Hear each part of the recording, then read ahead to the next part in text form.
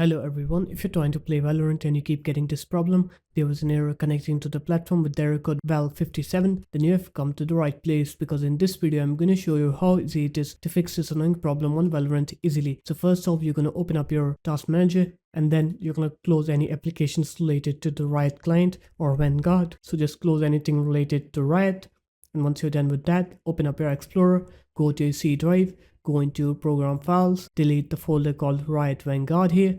So just delete this folder. This folder just stores the anti-cheat. Once you're done with deleting this folder, you're going to open up your start menu, right here CMD, right click on it, click run as administrator, and then right here sc space delete space vgc. After that, write sc space delete space vgk, and then just press enter. Wait for both of these commands to execute. After that, you're going to open up your start menu. You're going to write here run, and then you're going to write here services.msc.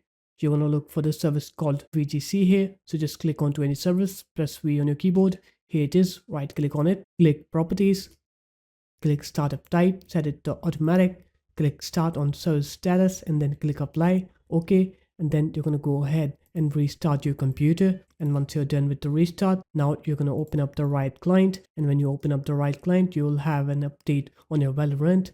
When you update your game, it will reinstall the Vanguard anti-cheat for you. And once it's done, now you can go ahead and play Valorant and you will not get that annoying problem anymore.